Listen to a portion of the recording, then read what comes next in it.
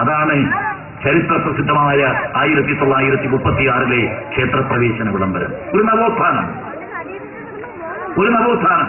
ഗാന്ധിക്ക് അവിടെ ചെന്ന് രാജാവിനെ സ്തുതിപാടി തിരിച്ചുപോയി ആ സാമൂഹ്യ അനീതി ചൂണ്ടിക്കാണിച്ചു ഭരണാധികാരിയുടെ മുമ്പിൽ. തിരിച്ച് അയ്യങ്കാളിയെ കാണാൻ പോയി വെങ്ങാനൂരിൽ. ആരാണ് ഈ അയ്യങ്കാളി? പുരയരുടെ രാജാവ്. ഒരൊറ്റ എണ്ണത്തിനെ പള്ളിക്കൂടത്തിൽ കയറ്റൂല, ഒന്നിനെയും പഠിപ്പിക്കാൻ സമ്മതിക്കത്തില്ല. പുരയര ഗാന്ധിജി ആ പുരയരുടെ രാജാവെന്ന് ചരിത്രത്തിൽ അല്ലെങ്കിൽ വായിച്ചറിഞ്ഞ് മനസ്സിലാക്കിയ ആ പുരയരുടെ രാജാവിനെ കാണാൻ അയ്യങ്കാളി വെങ്ങാനൂരിൽ പോയി. ഗാന്ധിജി ഒന്ന് കാണണമെന്ന് ആഗ്രഹിച്ചാൽ ഓടിയെത്തും. പക്ഷെ പോയി. അയ്യങ്കാളി പറയുന്ന ഒരു വാചകം ചരിത്രത്തിൽ രേഖപ്പെടുത്തിയിട്ടുണ്ട്. മഹാത്മാവേ, എനിക്ക് ഒരു ആഗ്രഹമേ അങ്ങയോട് പറയാനുള്ളൂ. അങ്ങയുടെ ഈ തീർത്ഥയാത്രയിൽ, അങ്ങയുടെ ഈ സാമൂഹ്യ നീതിക്ക് വേണ്ടിയുള്ള ഈ പോരാട്ടത്തിൽ, അങ്ങയുടെ ഈ നന്മയ്ക്ക് വേണ്ടിയുള്ള ഈ പോരാട്ടത്തിൽ, സ്വാതന്ത്ര്യത്തിനുള്ള വേണ്ടിയുള്ള ഈ പോരാട്ടത്തിൽ എന്റെ ജീവൻ അവസാനിക്കുന്നതിന് മുമ്പ് എന്റെ സമുദായത്തിൽ നിന്ന് 10 പേർ ബിഎക്കാരാകണം.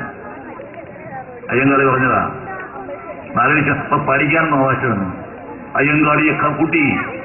അപ്പോൾ സ്വാതന്ത്ര്യം വേണമെങ്കിൽ അയ്യങ്കാളി വേണം. സ്വാതന്ത്ര്യം വേണമെങ്കിൽ ഈ രാജ്യത്ത് എല്ലാവർക്കും ഒരുമിച്ച് ആരാധിക്കാനുള്ള അവസരമുണ്ടാകണമെന്ന് അങ്ങനെ ദേശീയത വളർത്തി. തിരിച്ച് തിരുവനന്തപുരത്ത് വന്ന് അന്ന് ജീവിച്ചിരുന്ന അറിവിന്റെ ഏറ്റവും വലിയ ഗുരുനാഥനായ ശ്രീനാരായണ ഗുരുദേവനെ കാണാൻ അന്ന് ശിവഗിരിയിൽ പോയി. ശിവഗിരിയിൽ ചെന്ന് ശ്രീനാരായണ ഗുരുദേവനുമായി ഇങ്ങനെ ആശയ സംവാദം നടത്തി. ഒരുപാട് കാര്യങ്ങളിൽ. കാരണം അദ്ദേഹം ഈഴവ ശിവനെ പ്രതിഷ്ഠിച്ച ഏറ്റവും വലിയ നവോത്ഥാന നായകനാണ്. അത് ആർക്കും അമ്പരത്തിക്കാരാൻ നോക്കില്ല. അദ്ദേഹം അവിടെ ചെന്നൊരു ഒരു കല്ലെടുത്ത് പുഴയിൽ മുങ്ങി ഒരു കല്ലെടുത്തിട്ട് പറഞ്ഞു, ഈഴവന്റെ ശിവനെ ഞാനിവിടെ പ്രതിഷ്ഠിക്കുന്നു. അന്നൊക്കെ ശിവനെയൊക്കെ പ്രതിഷ്ഠിക്കാൻ ഈ ബ്രാഹ്മണ്യമുള്ളവർക്ക് മാത്രമേ ആ കാലഘട്ടം ഒന്ന് ആലോചിച്ചേ. അങ്ങനെ ഓരോ നവോത്ഥാനത്തിന്റെ ഓരോ മേഖലകളിലൂടെ കവികളും സാഹിത്യകാരന്മാരും എഴുത്തുകാരും ചരിത്രനായകന്മാരും നവോത്ഥാന നായകന്മാരും വായനയിലൂടെ, ഞാൻ അവിടെ കൊണ്ടുവരികയാണ്, വായനയിലൂടെ പുസ്തകങ്ങളിലൂടെ ആത്മവിശ്വാസത്തിന്റെ പടി കയറിയതാണ് ഇന്ന് മലയാളിക്കുള്ള ഈ അല്പം അഹങ്കാരത്തിന്റെയും അല്പം ആത്മാഭിമാന ബോധത്തിന്റെയും അല്പം അറിവിന്റെയും തിരിച്ചറിവിന്റെയും സംസ്കാരത്തിന്റെയും ഈ മേഖലകൾ നമുക്ക് കണ്ടെത്താൻ കഴിയും. അതുകൊണ്ട് ഞാൻ കുറ്റാലിമൂട്ടിലുള്ള സഹപ്രവർത്തകരോട് പറയുന്നു, നമ്മുടെ ഏറ്റവും വലിയ സ്ഥാപനമായി ഇതിനെ നിലനിർത്തണം. നമ്മുടെ ലൈബ്രറിയിൽ കുട്ടികൾ വന്ന് വായിക്കണം. നമ്മുടെ കുട്ടികളത് വായിക്കണം.